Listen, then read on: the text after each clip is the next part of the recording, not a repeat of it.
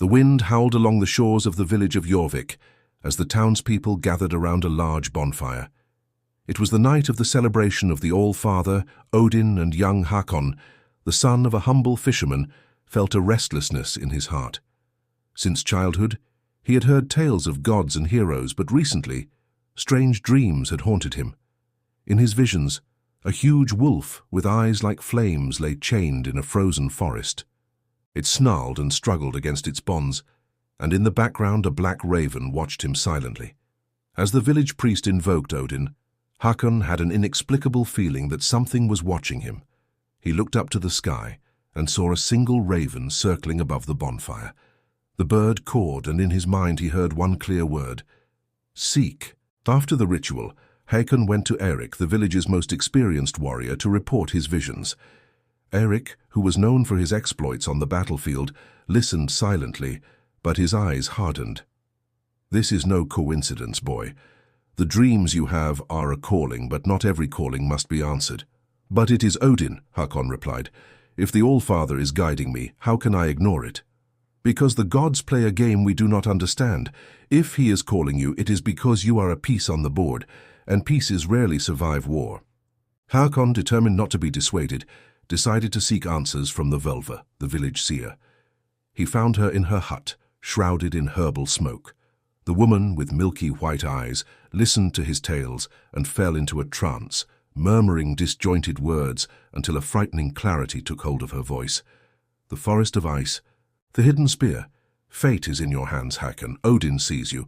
The spear must be found, but beware, for it is both a key and a curse." The next morning, Hakon announced his decision to the people. He would set out in search of Fenrir's spear, a legendary weapon created by the dwarves of Nidavellir, and hidden by Odin after he imprisoned the wolf. Many laughed, saying he was just a foolish young man seeking glory. Only Eirik seemed genuinely concerned. "If you're going to leave, be careful, boy. The frost giants guard the borders of Nidavellir, and the paths that lead there are full of dangers." With a small bag of supplies, his family sword, and a heart full of courage, Hakon said goodbye to his mother and set off for the harbor. There, a group of warriors offered to accompany him, attracted by the promise of glory and the stories of a weapon capable of changing the fate of the gods. At the end of the episode, as the small Viking ship glided through the dark waters, the black raven appeared again, perching on the mast. Its eyes glowed as if hiding a secret. Hakon stared at him, sensing that his journey would be far more perilous than it had been. The ship cut through the icy waters as Hakon's party braved the raging waves of the northern sea. The sky was overcast, and the cold penetrated to the bone. Each day of their journey, the black raven remained on the mast, watching silently. To Hakon, it was a sign that Odin still guided him, but to the other warriors, the bird was a bad omen. "This raven will bring us misfortune, Hakon," said Bjorn, the most superstitious of the group. "It is unnatural for him to follow us like this." "He is a messenger from Odin," Hakon replied firmly, "and we will not insult him." On the third night of their voyage, a blizzard struck the ship, throwing it against the rocks of an inhospitable coast. Although they survived the shipwreck, the party now found themselves lost in a strange, ice-covered land. "We are in the domain of the Jotuns," Eirik murmured, looking at the mountains in the distance. "The frost giants do not like intruders." The first encounter with the Jotuns. Advancing through the snow, the group was startled by heavy sounds, as if the ground itself were groaning. From the cliffs above, 3 Jotuns emerged, their gigantic forms encased in ice and armed with maces made of rock. "Humans! Do you dare to set foot on our territory?" The largest of them roared, his voice reverberating through the valley. Hakon tried to reason with them, explaining his mission, but the Jotuns laughed. "The spear does not belong to you mortals. Return, or you will die here." With no choice, the group fought. Although skilled, the Vikings were small compared to the giants. Hakon, guided by an instinct he did not understand, managed to wound one of the Jotuns in a joint, causing him to fall. The raven, circling above the battle, seemed to guide him. As the largest of the giants raised his mace to crush him, a thunderclap echoed, and the Jotuns retreated. "Odin, one of them whispered before disappearing into the storm. The ice forest. Exhausted and wounded, the survivors continued on until they found a forest covered in eternal ice. Every tree. "Push him into the light," he shouted. Working together, the warriors managed to force the Draugr into the circle of light from the runes. As soon as he did, the monster crumbled into dust. To the entrance to Nidavellir. After the fight, a passage opened beneath the altar, revealing a staircase that descended into the depths. The air was thick with magic, and Hakon knew he had found the way to Nidavellir. "It's not too late to give up, boy," Eric said worriedly. "The dwarves are not known for their hospitality." Hakon could only nod, but in his heart he knew there was no turning back. As they descended the staircase, a sense of inevitable destiny washed over him. He was no longer fighting for himself, but for the future of all worlds. As they entered the realm of Nidavellir, Hakon and his party were amazed at what they saw. It was an underground city, lit by giant blue crystals that hung from the ceiling like stars in an eternal night. Smoking forges sent sparks flying, and the dwarves worked tirelessly, forging magical weapons and artifacts.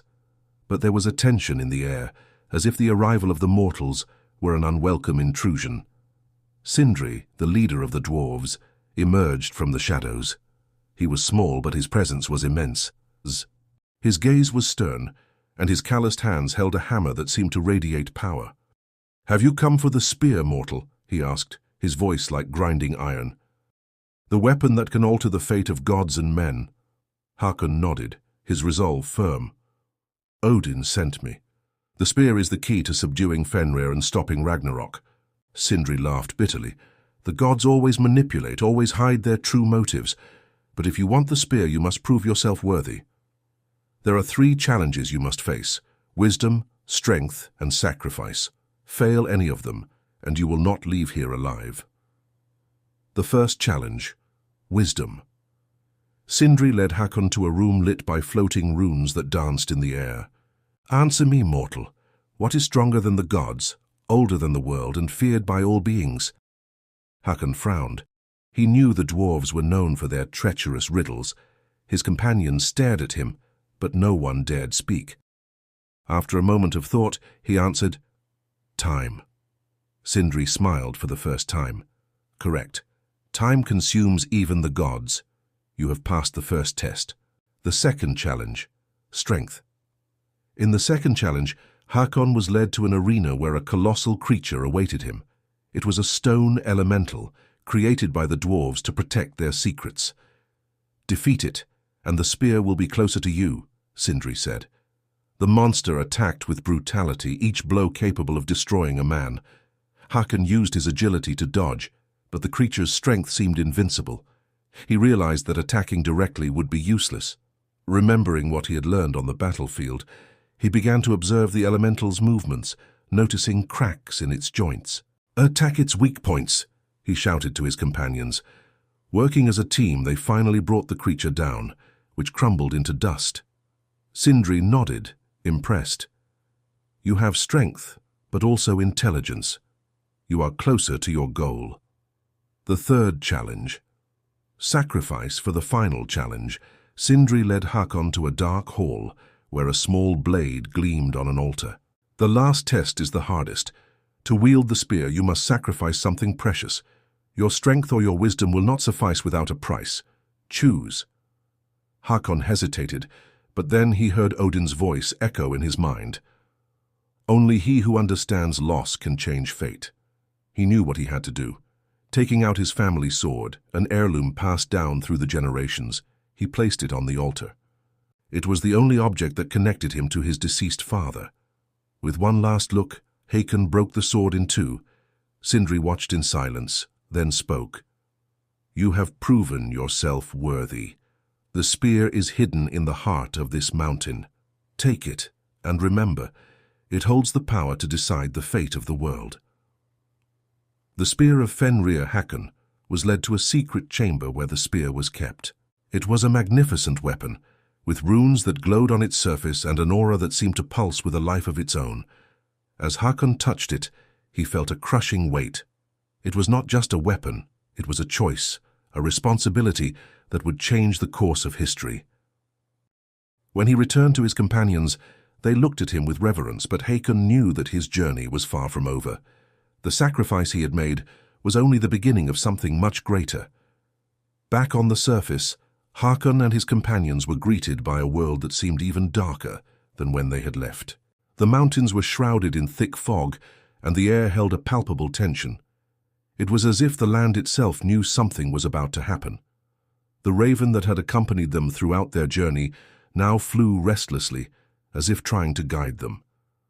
Hakon, with Fenrir's spear firmly in his hand, knew that the final showdown was near.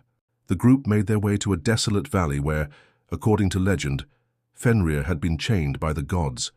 The journey to the valley of Gleipnir. The path to the valley was filled with omens. They passed burned trees, frozen rivers, and fields of bones that seemed to tell tales of ancient battles.